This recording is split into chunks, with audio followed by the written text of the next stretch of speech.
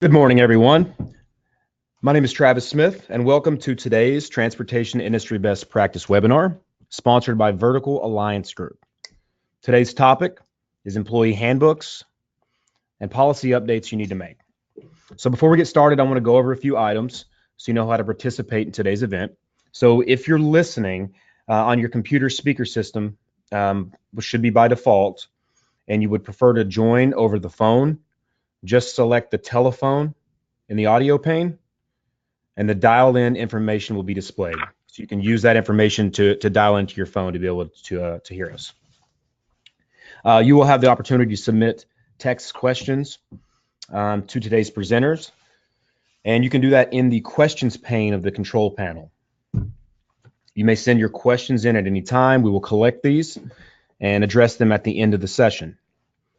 So before we get started, I want to extend a special welcome to those of you on the webinar who are current users of the Infinity Workforce System.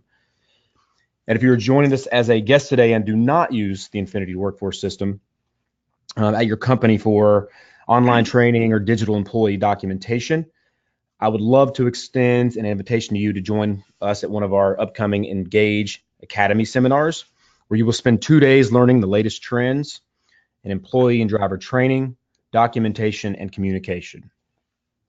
So the 2-day Engage event provides you with in-depth training on how to overcome the challenges of training and documentation of your workforce. You'll learn how to become more profitable with less headaches, risk, stress, and the event is provided at no cost to qualifying participants.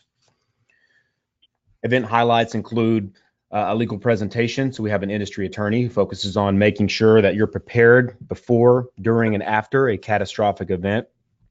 You'll also get to create your own custom safety training video, and we talk about how to do this and streamline this process moving forward as well. We'll kick the tires on the Infinity Workforce System and show you how to get the most out of the system and uncover some of the tools that we use to maximize business outcomes. And also at the event, you earn professional development credits. So certified safety directors receive 2 NATME recertification points for attending, and HR directors receive 8 PDCs toward SHRM recertification. So if you guys would like more information on how to get a free ticket to the Engage Academy seminar in Dallas, Texas, in the question box, just type the word GO, and we will contact you with more information. Also, we're going to send an email before the webinar ends, and you will have more information, and be able to register for the event that way as well. So with that all being said, I would like to introduce today's speakers. So Greg McAllister practices for Littler Mendelson in Dallas, Texas, where he advises employers regarding overtime, non-competition, non-solicitation, trade secrets, independent contractor classification, and executive compensation. He has been successful in responding to charges by the EEOC and Texas Workforce Commission, including winning reversals. Among his many accomplishments, he has also obtained 2 unanimous defense jury verdicts in class collective action lawsuits regarding overtime under the Fair Labor Standards Act. Also, we have Jamie Strickler, who also practices at Littler Mendelson in Dallas, Texas, and she advises within aspects of discrimination, harassment, EEOC, and Texas Workforce Commission administrations. So without further ado, Greg, Jamie, the floor is yours. Good morning. Thanks for being with us this morning. We appreciate it. So we are here this morning to talk about employee handbooks and policy updates you need to make or at least be thinking about. Now, I know employee handbooks are everyone's favorite topic, and you guys are probably thinking, why are we talking about employee handbooks, and do I really need an employee handbook? Maybe you've said to yourself, I know it's a good idea to have one, but I'm stuck spending my time on the necessities to keep the business up and running, profitability, putting out fires. I don't have time for employee handbooks and revising them. And while I'm certainly sympathetic to that, unfortunately, my answer, which probably won't surprise you, is yes, you absolutely need an employee handbook. You need to pay attention to it and update it regularly. Handbooks are really at the front line to educate your employees, demonstrate compliance with all applicable laws, and promote fairness among your employees. The handbooks are really often the first impression for your new employees and the first opportunity for you to speak to your new employees. So it's important to use your handbook as really an opportunity to show who you are as a company, to showcase your company's values, as well as inform employees of important policies and expectations. And when done properly, employee handbooks can be a really useful tool in protecting your company in the event of legal disputes and oftentimes even preventing potential legal disputes. For example, your handbook, if properly and well drafted, can help demonstrate that the company had an anti-discrimination harassment policy in place to protect employees from unlawful conduct, as well as serve as evidence that the company is following or enforcing a policy known to an employee who's running afoul of that policy. In addition, in the event you end up in litigation, opposing counsel is always going to request your handbook. And typically it's going to be Exhibit A for someone. Now, whether it's Exhibit A for opposing counsel or for you is really in your hands if you deal with that on the front end. And in our view, you might as well have as Exhibit A, your handbook, be your best exhibit. And it's also critical when defending against discrimination, harassment claims, as well as, Greg will get into, wage and hour claims. Government agencies expect to see an employee handbook. Courts expect to see it, and certainly a jury is going to expect to see it. So there are a lot of benefits to really being thoughtful and implementing your handbook and keeping up with it. And Jamie makes a really good point. When it comes to EEOC charges or other agency charges you might have in your state, those agencies often expect to see a handbook, and that if we have policies that address discrimination or harassment or retaliation, whatever type of charge you might be facing there. And so it's a very good first impression to have a strong handbook, strong policies that show we take these issues seriously, that a no cause finding is warranted based on our preparation, our hard work to make sure that employees are protected and we don't overreach and understand exactly what we should be doing. Another good point Jamie made was that our handbooks and lawsuits are often Exhibit A. We want to be able to use those to our benefit as Exhibit A, that we can say we've addressed this issue, we had good foresight, our HR team knows what they're doing, are professionals, and take these matters seriously. I've often tell people when it comes to trial for us, the heroes in our case are not the lawyers. We have huge egos. Well, I do. Jamie's very reasonable and a very nice person.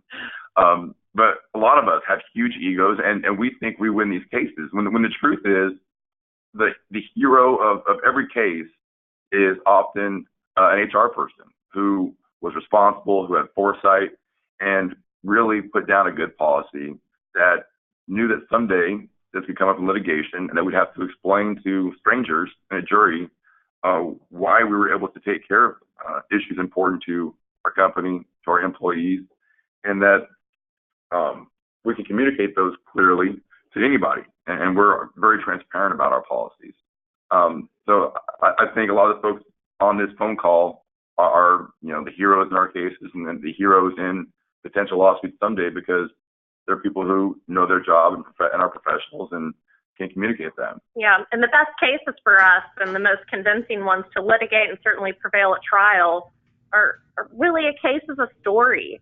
And that story begins developing well before Greg or I or any other attorney enters the picture. So the frontline people and managers, HR reps, in-house counsel, et cetera, they're really writing that story and narrating it well before we enter the scene. And a handbook and following carefully crafted policies set up a great foundation for a compelling story that can be advantageous for a company. Yeah, the first trial I went to, we got done and we were able to talk to the jury. And I expected the jury to talk about, because the lawyers talk the most, right? We talked from the beginning, in the middle, and the end. And I thought they would tell us, oh, this lawyer was good, or we like that guy. And all they wanted to talk about was two of our HR witnesses. One, they were both just that had great personalities. One was funny, and one was really friendly, and they talked about the friendly one and the funny one. And it was just a really good impression to learn that our witnesses and our HR folks are often the heroes in these cases. Hey, Greg, this is Travis. I wanted to jump in and say I'm having a little bit of technical difficulties on my end, so we can hear you guys fine. I'm going to change the slides for you, so just let me know when you need me to flip the slides. Thanks, much appreciated. We're on going into slide 4. Okay. So slide 4 is the general do's and don'ts of our handbook. And this is pretty intuitive, especially for the folks on this call, that our handbooks need to be simple and as direct as possible. We want to make sure that we can simplify this for our employees and our future audience someday, whether it's an EEOC agency or whether it's a jury. And so the simpler it is, the better, which often fights against attorneys' instincts. And we want to show how smart we are and how much we can write and how impressive that all is, when really that's the antithesis of what we need. We need short statements, clear statements. And the National Labor Relations Board has over and over again shown us that's important, that if you want your handbook to pass muster with the National Labor Relations Board, you need clear directions that are simple and don't get so big and wordy that you're suddenly infringing on employee rights, which, 100 times out of 100, well, I'm employer biased, but almost every time, no one has an intent to restrict employees' protected rights. No one has that intent.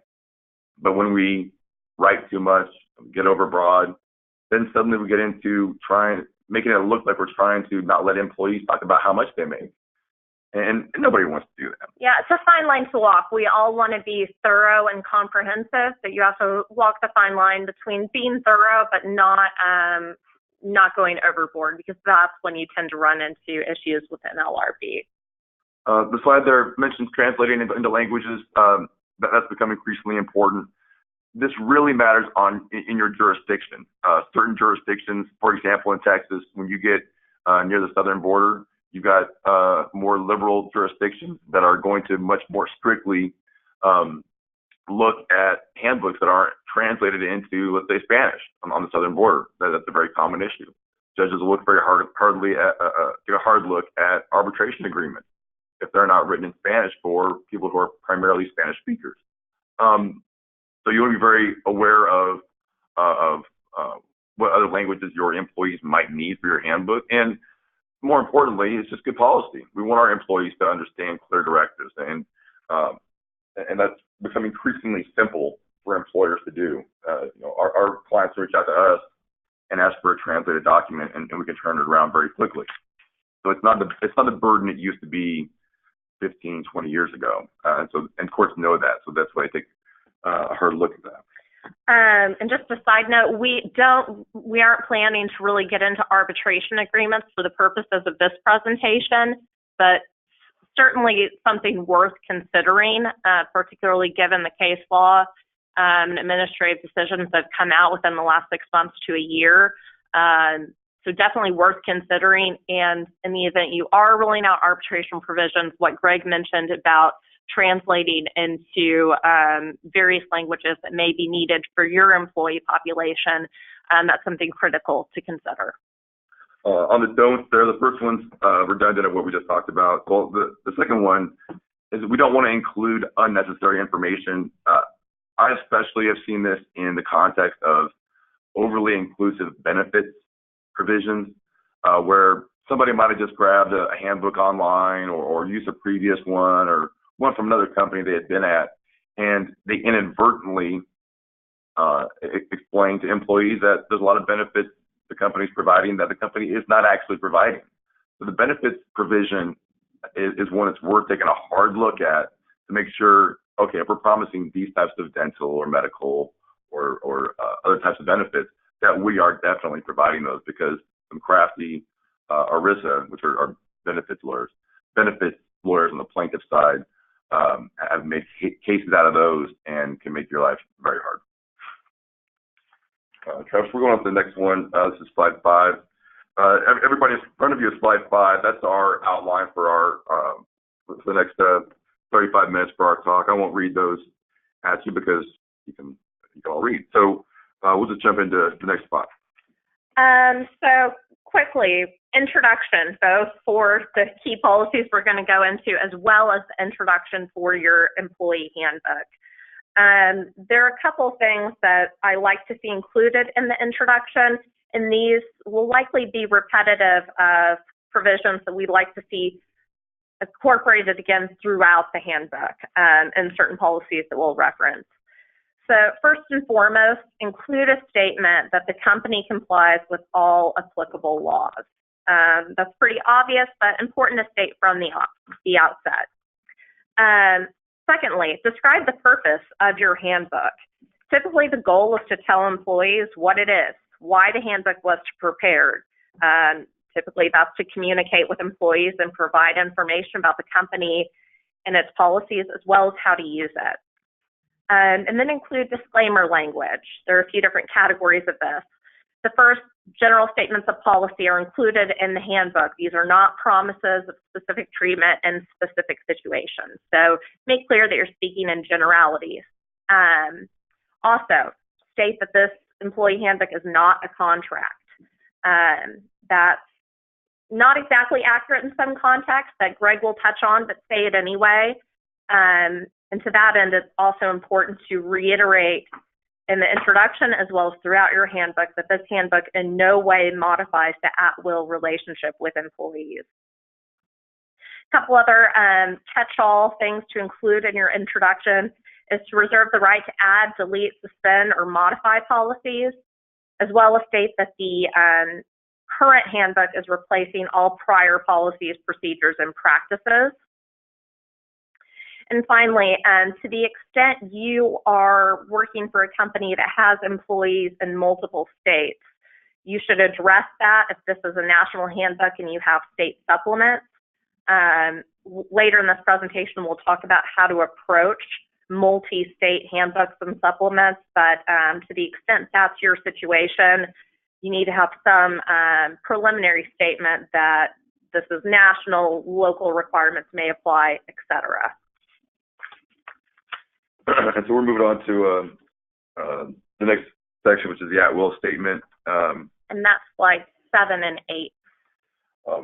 So slide 8 is what I'm looking at. This is the at-will language. And what Jamie just mentioned with we don't want our handbooks to become contracts, because if we want to contract with an employee, we'll do that separately. So that's where the at-will language ties into what Jamie just said, that we want to be very clear a handbook is not a contract. We want to be very clear that our at-will relationship with our employees is maintained with this handbook. For the most part, most states presume employment to be at will. Even California presumes employment is at will. And California folks, if I mention you a few times, I'm not picking on you, I swear, it just will feel like it. I'm sorry. And I'm sure y'all are probably used to it. Yeah. And so you want your handbook to early and repeatedly remind employees that they are at will, that the handbook does not controvert or contradict their at will status, and that the handbook is not a contract. You want to, like I said, do that early, and you want to do that in the acknowledgement page as well. You want the employees to sign off on the handbook and acknowledge that they understand this provides guidance for them, it gives them policies, but it doesn't contradict that will relationship. It does not form a contract. The reason that's so important is courts will repeat it. This is a repeated issue. Someone will file a lawsuit, an employee will file a lawsuit, and a portion of their claim might say, well, I was promised X under my contract in the handbook. I couldn't be fired unless the company went through a progressive discipline policy, meaning they had to warn me, they had to suspend me, and they had to take some other action before they could terminate me, because most handbooks have progressive discipline. That same section likely says we don't have to follow this in all circumstances. Regardless, some employees would use that section in a wrongful termination case. There was a transportation case, truck driver in Ohio claimed the employee handbook created a contract. And the court looked at all these cases where court said, no, handbooks aren't contracts. Handbooks aren't contracts, right? We repeat that drum. And the problem was, handbook in that case didn't have the disclaimer language. And so likely your handbooks have that. Likely this is not a huge concern for you, but it is worth double checking, and it is worth making sure it's in the acknowledgement. It's very rare to find a handbook that doesn't have it on the first page, the at-will statement, and the disclaimer that the handbook is not a contract. Every now and then you will see the acknowledgement page not have that same language, which is just a belt and suspenders, good practice approach to make sure you're not falling into the same trap that trucking company had in Ohio. Moving along to slide 10, we're going to get into equal employment opportunity policies as well as discrimination, harassment. First and foremost, on slide 10, you've got to have an anti-discrimination policy. On slide 10, I've included a very basic, bare bones anti-discrimination policy. It says the company does not discriminate against applicants or employees on the basis of any category protected by applicable federal, state, or local law. Again, this is very bare bones, but including it does help make an argument that the company doesn't discriminate and make sure that in the case of litigation, the employer can point to a policy against whatever type of discrimination allegedly occurred. That said, a specific list of the protected categories that will not be considered, i.e. race, age, sex, is required in some jurisdictions and also provides important information for employees and supervisors. So I recommend including a list of those protected categories, but with a couple caveats. State law will play a large factor in what those protected categories are, so you need to be mindful of that. And law changes frequently in this area. New characteristics and protected categories are added under federal, state, and local law each year. So it's important to make sure you're up to date on those protected categories, as well as include a catch-all statement that the employer does not discriminate against employees on any other basis protected by federal, state, or local law. In addition, you may be required to separately address a prohibition on sexual harassment and actually articulate the different types of conduct that would constitute unlawful harassment. That varies by state. So we'll get to separate state requirements a little bit later, but that's something to certainly keep in mind. Couple other things with respect to protected categories. I've alluded to this, but it's really important that you pay attention to where your employees are located to determine what those protected categories are. For example, in San Francisco, I apologize, California, discrimination based on AIDS or HIV status, as well as weight and height, are prohibited. So that's very location specific, but it's something that is important for you to keep in mind. That's a really good point. You know, local laws, and usually it's very large cities. In every state will have very specific laws that you should incorporate, or at least not contradict, in your handbook. And so California, finally, to give you a break, this even happens in Texas, where we think we're the most employer-friendly state in the country. We've had, for example, Austin and San Antonio have passed local paid sick leave laws that are being challenged in the courts. That's a longer story. But the point is still the same, that you want to be aware of your local laws so that even if you're not necessarily incorporating those things specifically into your handbook, you're not contradicting them. Yeah, Chicago and Cook County also has very specific attendance leave of absence policies that are similar to the ones being challenged in Texas. Moving on to slide 11, it's also important to include an anti-harassment policy. In some jurisdictions, you can lump this in with your discrimination policy, but it's important to explain the difference between discrimination and harassment and make clear that both are prohibited. This kind of circles back to what Greg talked to initially, going to the do's and don'ts of your handbook. Very important that you simplify it, so make it very straightforward in terms of explaining what's harassment, what's discrimination. You want those to be examples, but not necessarily exhaustive list. And just be clear that both are prohibited under your company's policy. As I alluded to earlier, some jurisdictions require a separate prohibition of sexual harassment and detailed definitions of the types of conduct that would be prohibited, but that would be jurisdiction specific. Moving on to slides 12 and 13, reporting obligations and your company's anti-retaliation policy. These go hand in hand with the discrimination and harassment policies and are also absolutely critical for every company to have. Looking at slide 13, you need to have a policy that sets forth the obligations for reporting discrimination and harassment. And specifically, this policy needs to spell out and make very clear that all employees are obligated to report actual or suspected discrimination or harassment in violation of the company's policy. And just as importantly, your policy should provide specific guidance on how those reports should be reported and to whom those reports should be made. What I like to see are a couple, 2 to 3 different channels of reporting these complaints. They need to be very specific, though. You can't really just have one reporting mechanism, i.e. a lot of employers want to say that reports need to be made to the employee supervisor. Well, that could clearly be a problem if the alleged bad actor or the alleged harasser is that employee supervisor. So you need to have a couple different channels to allow for the possibility that one of those channels may be the alleged bad actor in this situation. So be very specific about who those reports should be made to and how they should be made, i.e., instead of just saying it needs to be reported to human resources, designate who in human resources, what level of an HR rep should be receiving those complaints, et cetera. That can also be very helpful in the event of litigation or administration action.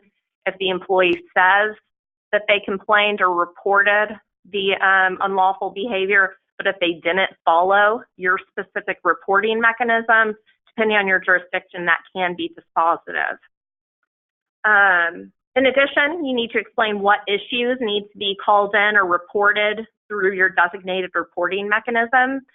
Again, speak to your lowest common denominator to make clear these are the sorts of things, by way of example, that we expect and require to be reported. Also need to commit to conducting a fair, timely, thorough, and objective investigation while simultaneously managing employee expectations in terms of confidentiality as well as communicating the outcome of that investigation. Address confidentiality. Typically, you'll see that in the context of the company will do everything it can and take its best steps and in good faith try to keep things confidential to the extent they can while simultaneously conducting a thorough investigation. And finally, commit to prompt and appropriate remedial action that is commensurate with the severity of the offense up to and including termination. Looking at slide 14, your anti-retaliation policy, also one of the key policies to have. Doesn't need to be anything fancy, but you need to articulate that the company will not retaliate for raising any concerns in good faith, even if that concern ultimately proves to be unsubstantiated.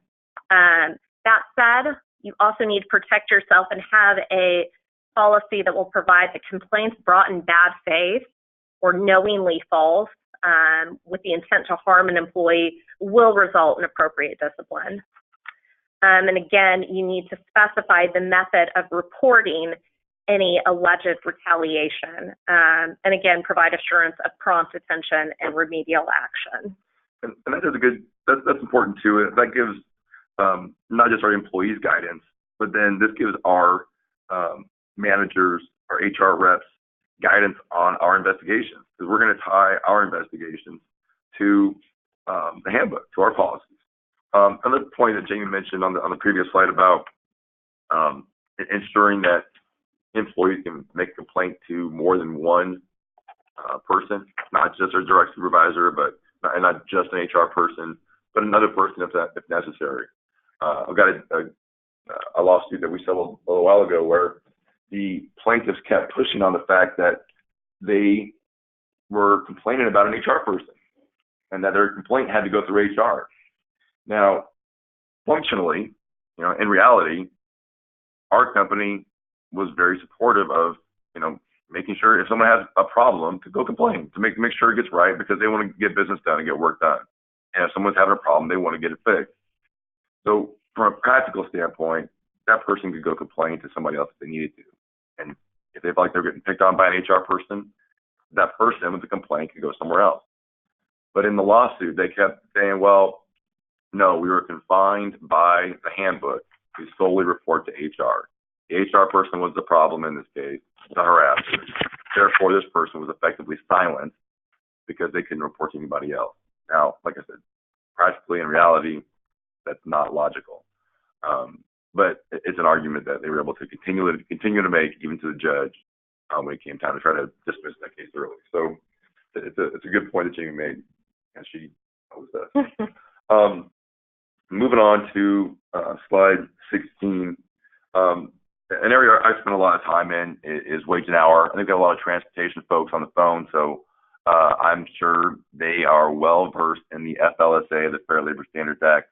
For the folks on the phone that are not necessarily well versed in it, you can rest assured that someday you will get well versed in it because it affects every single employer. It's a law that was written about 100 years ago for a different time and place, and now employers just get caught in it even when they shouldn't. For example, we have employers who might pay bonuses to employees. If those bonuses are paid to employees who are not exempt, in other words, employees that get paid overtime, some of those bonuses, if they're non-discretionary, have to get refactored into previously paid overtime pay. So in other words, if they get a bonus at the end of the fourth quarter because no one got hurt on the oil rig, and those oil rig workers knew that bonus was coming, not only is that bonus paid, the company has to also go back and increase some of the previously paid overtime pay. And if the company doesn't do that, it can be a class action. My point is, some folks have heard of all this and are shaking their heads and can't believe it that this exists. If you haven't heard of this situation, it sounds confusing because it is. In that hypothetical, that case, it happens all the time. If the company had not paid bonuses, there would have been no class action. So by paying bonuses, there ended up being a class action because they didn't go back and pay the overtime pay. I give that example because it happens. Those cases are out there, and the overtime law, it can be a trap, an unwitting trap for a lot of employers. That's why the handbook is so important. You want to do the simple things in the handbook, like define the work week. When we have our overtime case, first place we look is the handbook to know how we define our work week, so we can be very clear about how we figure out overtime pay when a non-exempt worker works more than 40 hours in a week. And you can define your work week any way you want. It can be Sunday at noon through the next Sunday at 11:59. It can be Wednesday at 8:45 a.m. through the next Wednesday at 8:44 a.m. So you can define it however you want. You can't do it to manipulate overtime pay against workers. But it's our work week. We get to define it. You got to do it in the handbook. You got to do it carefully. Off the clock work.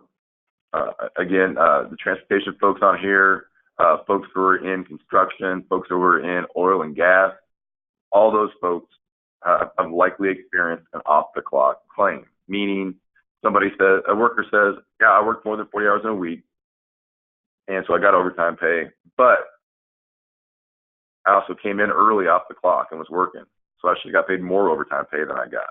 Or I was getting 30 minutes taken off my time every day for lunch, and I only took 5 minutes for lunch. or I drove through lunch, drove my truck, and didn't take a lunch break. I should have been getting 30 minutes extra pay every day. That's an off-the-clock claim. And so in those cases, we beat the drum from the handbook where it says don't work off the clock. Other spots in the handbook where it says we really mean don't work off the clock. We beat the drum about our policies. We beat the drum about our managers and signs telling people don't work off the clock, and our time clock attestations. So the handbook goes where it starts for an off the clock case, because we got to show we're very strict about it. We require people to work only on the clock. And if you do work off the clock, you can get punished. That's not retaliatory. That's just, we got to comply with the law. So if you won't do it, you might get fired. And again, that's not retaliation for working off the clock. That's just punishment for causing us to break the law. We'll pay you for that off the clock time, but you might get fired. So your handbook has to be very crystal clear about this. Same as your meal break policies. If you got truck drivers who get in the truck in the morning and they drive all day, they clock in the morning, get in the truck and drive all day. At the end of the day, they bring the truck back, 9 hours later, and they clock out.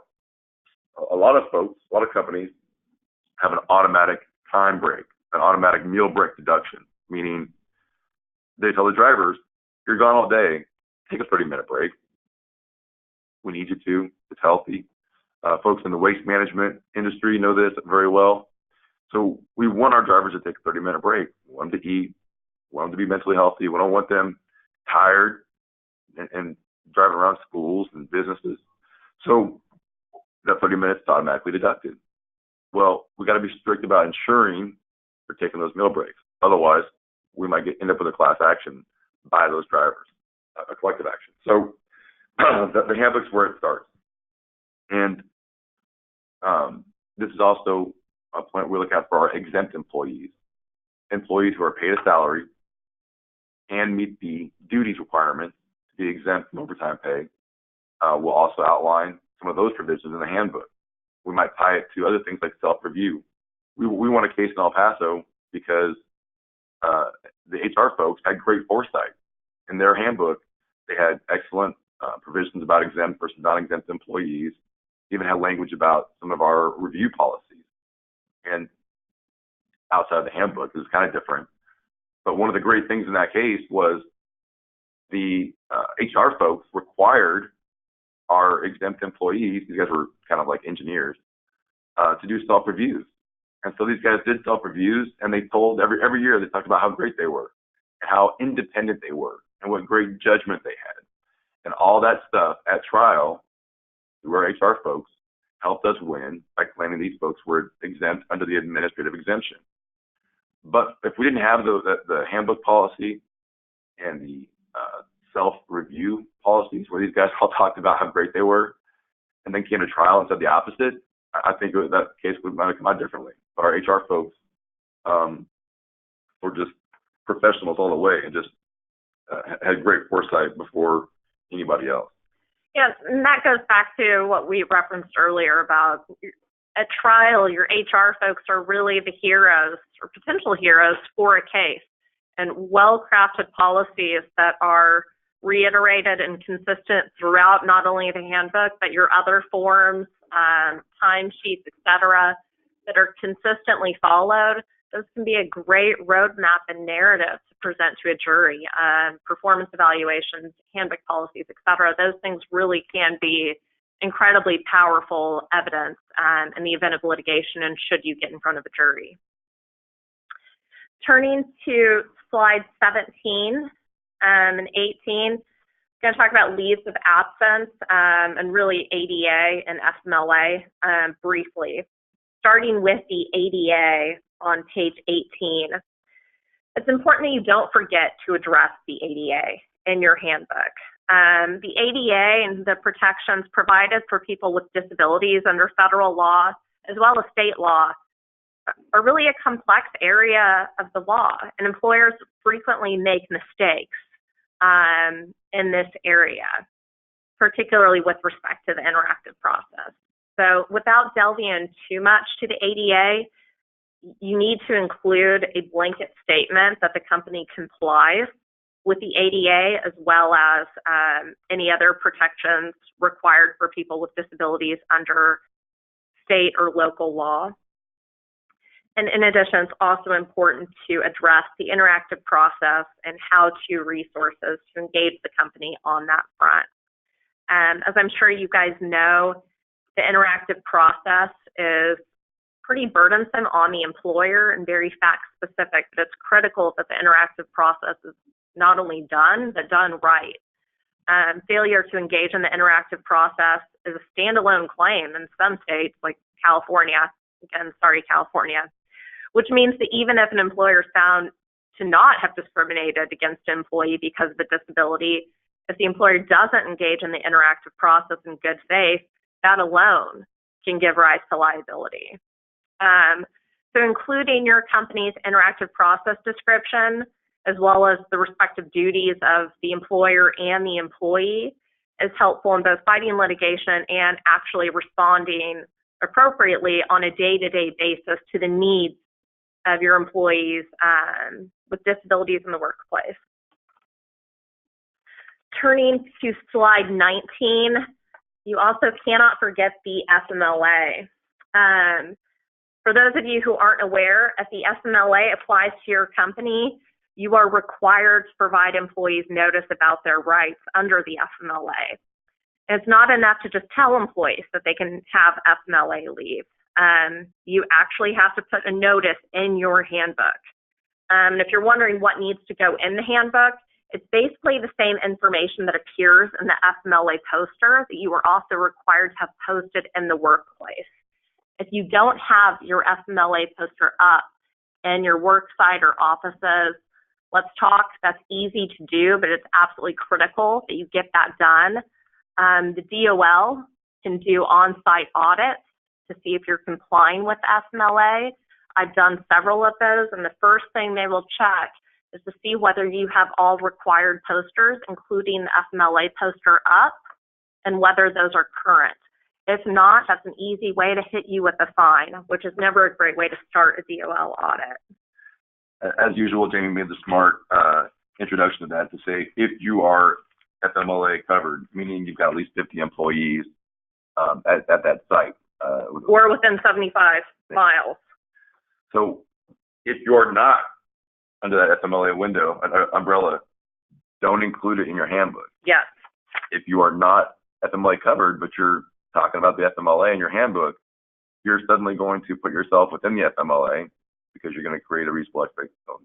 You might put yourself within the FMLA if you're creating a reasonable expectation that you are providing FMLA coverage despite not being required to your employees. And I know the folks on this call, there might be people that have 11 employees and some that have thousands.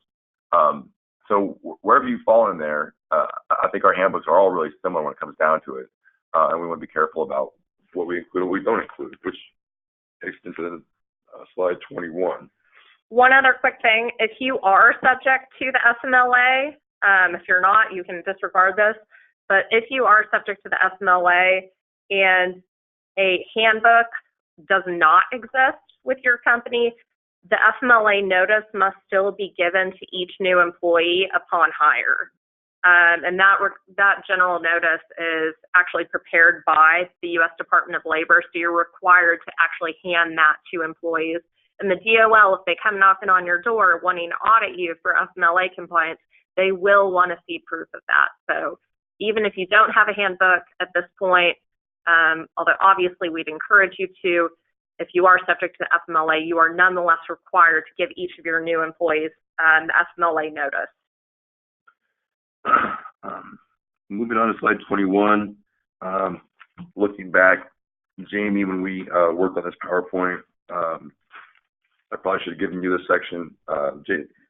Jamie's a lot brighter than I am and can explain benefits better than I can. To be honest, when my clients ask me about benefits, I have them talk with one of our benefits lawyers. So I will not get into the depths of flexible spending accounts or dental coverage or Very sexy topics on this Tuesday morning. A lot of acronyms. I got to admit I don't understand, and so maybe I should. Maybe y'all are judging me for not knowing this stuff.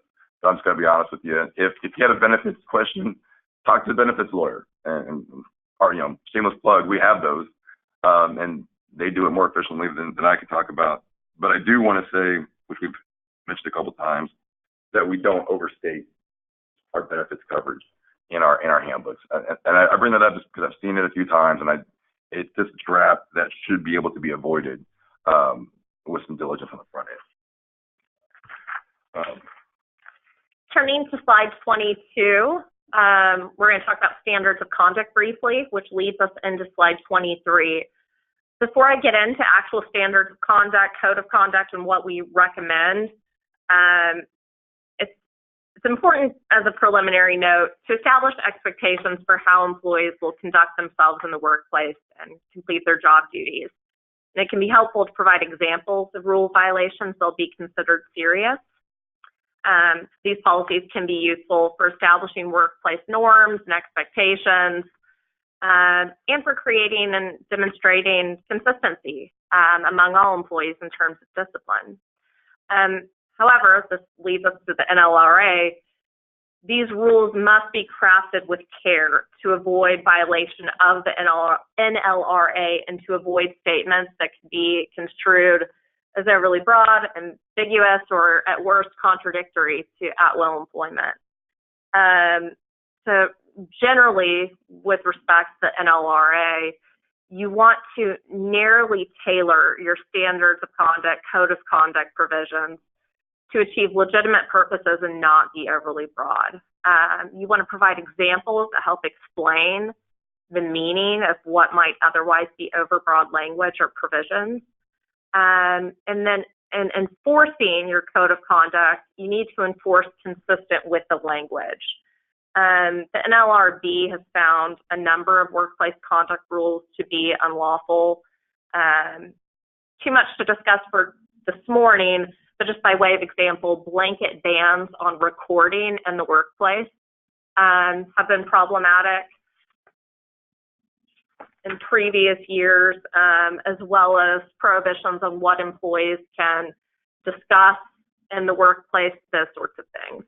Right. And Jay makes a good point that the NLRA, which is interpreted by the National Labor Relations Board, it can be kind of fluid. When under the Obama administration, the NLRB was predominantly Democrat and construed the NLRA much more liberally in favor of workers.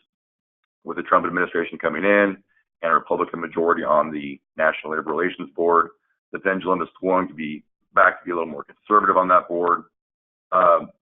Employee handbooks were very much, as I'm sure a lot of people know, handbooks were very much in the crosshairs under the previous NLRB. Recently, that's changed with the Boeing decision.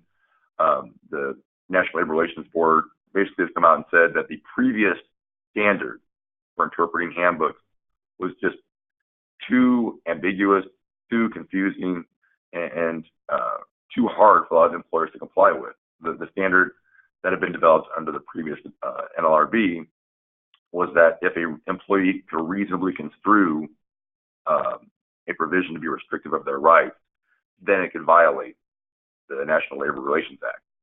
The NLRB recently, last year under the Boeing decision, explained that standard was too confusing. And so employee handbooks basically are out of the crosshairs. All the stuff that you heard about, saying kind of general conduct policies where employers were getting in trouble in the previous administration, where it said employees had to not be insane at work, was getting people in trouble.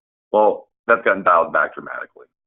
General conduct policies are allowed now, and you're just very unlikely to have any ALJ, administrative law judge, looking at handbooks because their focus is elsewhere on much different employment issues.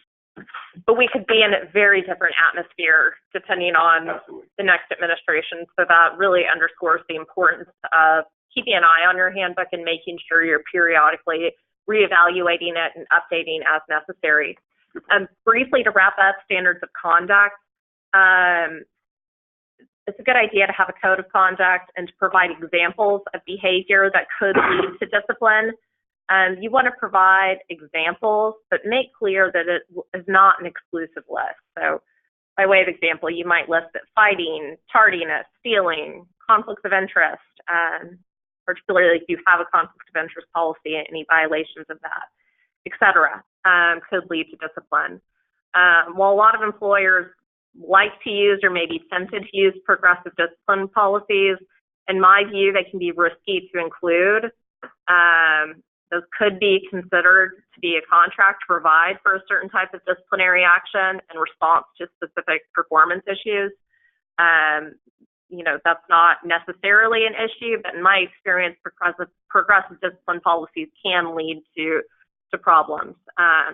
So instead, my recommendation is provide a basic list of the types of disciplinary action that your company could issue, and a statement that the employer reserves the right to determine disciplinary action in its sole discretion.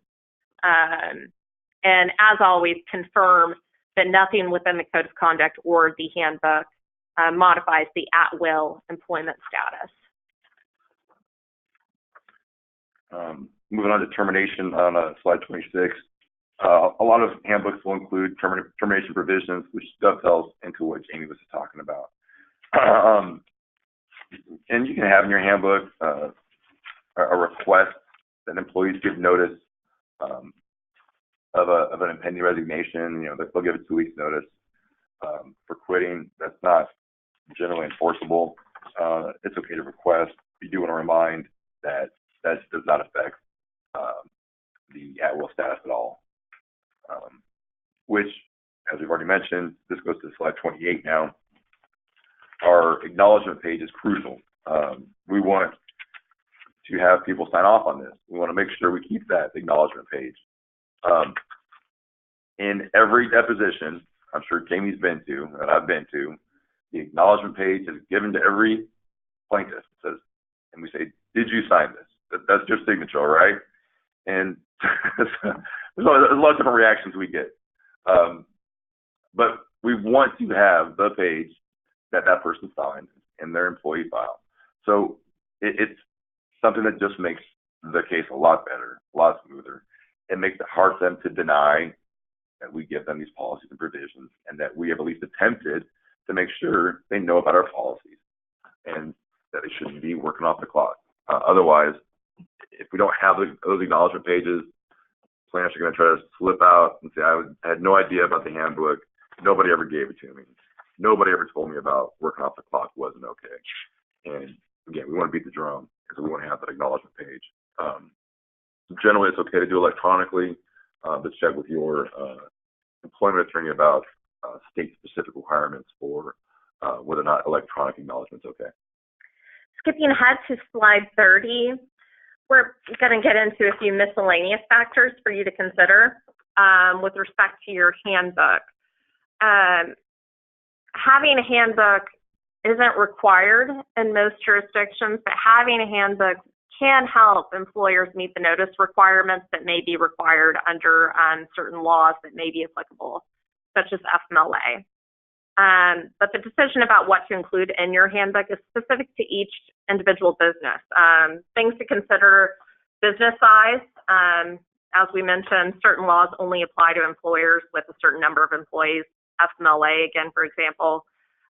Type of work that your business is performing. Operating locations. Sorry, California, but California has very specific requirements. San Francisco, in particular, has a slew of local ordinances that affect employers. Your employee population, exempt versus non-exempt, et cetera. So it's important to keep those things in mind when implementing your handbook as well as updating it. Skipping ahead to slide 32, this dovetails in terms of day-to-day use. Handbooks aren't cheap in order to prepare or to regularly maintain and update. So it's important to use them and make sure your handbook is working for you, that's working for your company or business and really satisfying your specific needs. It's also important to ensure accessibility for all of your employees to make sure they have it and are aware of it. The last thing you want is to end up in litigation and for an employee to have a credible claim of saying that they didn't have access and didn't know about your handbook or policies. It's also important to be consistent and actually follow through with what this handbook says. And if you can't do that, then it's probably time to reevaluate your handbook and make it work for you. The handbook should be used at all levels, from your lowest level employees up to your senior executives. And keep track of parts of the handbook that are used most often, ones that are most often problematic for you, et cetera, and so that you can really pay attention to those when reevaluating your handbook for updates, revisions, et cetera.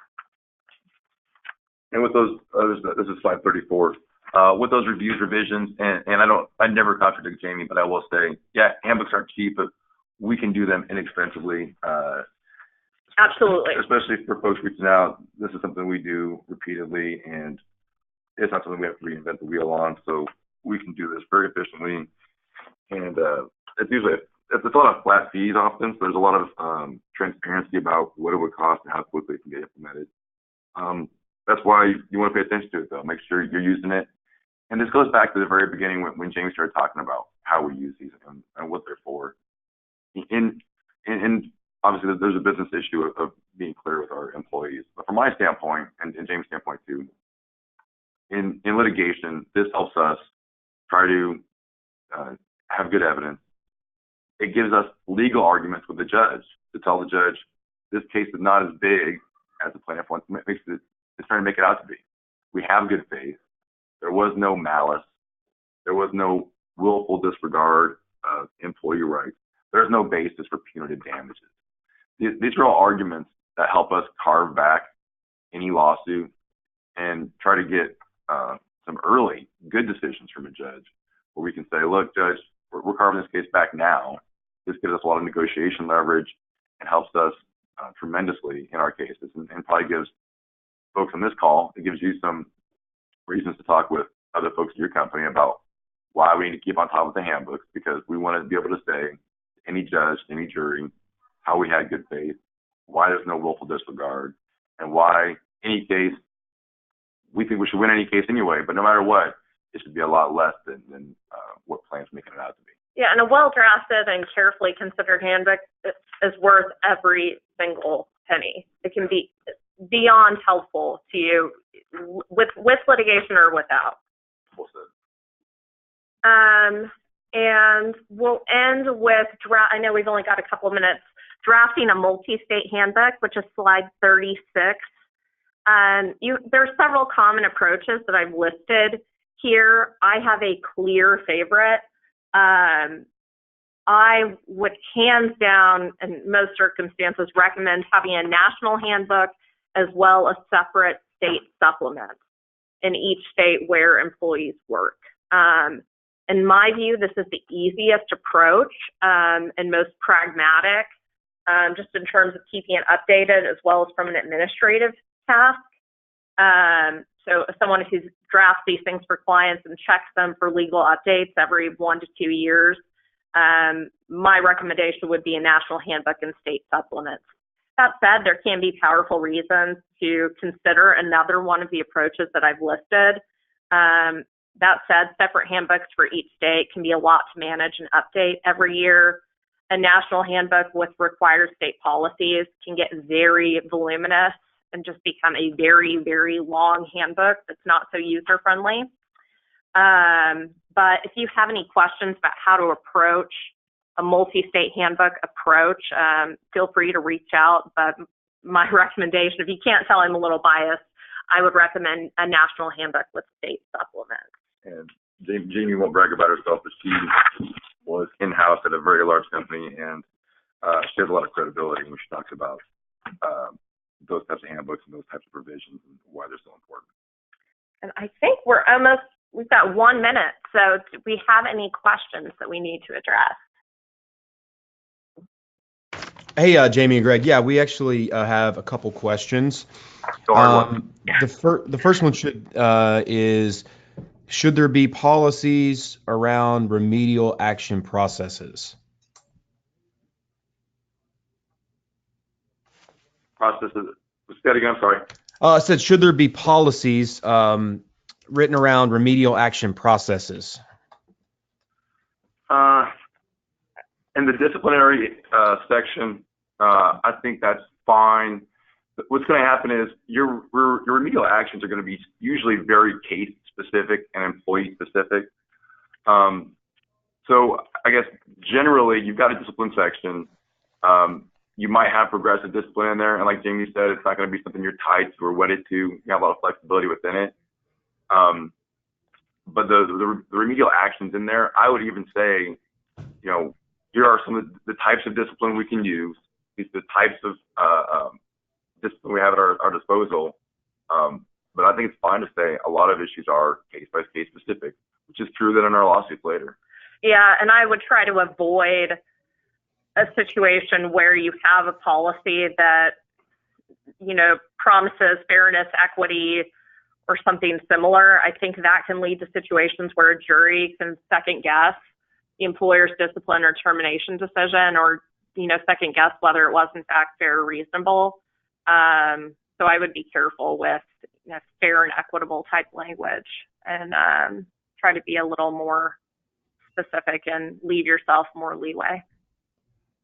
Okay, great. So I have one more here. So I know we're running short on time. So other than policies around discrimination and harassment, what documented training would you suggest to those actually around the EEOC requirements? That's a really good question. And I thought about bringing it up, and we're kind of running along. So someone out there and I are thinking about some of the same issues. One, check your state laws about that. A lot of states have passed, especially in the Me Too movement, has passed certain requirements for discrimination and harassment training, as well as some local, some cities have passed laws requiring training. So one, you might have a mandatory training requirement. Even if you don't, it's a good idea to bring in a third party to give your folks some training, managerial training, HR training, because you want to be able to say, when your HR person takes a deposition, they're sitting in our conference room for 6 hours getting drilled with questions. They want to be able to say, yes, we did training.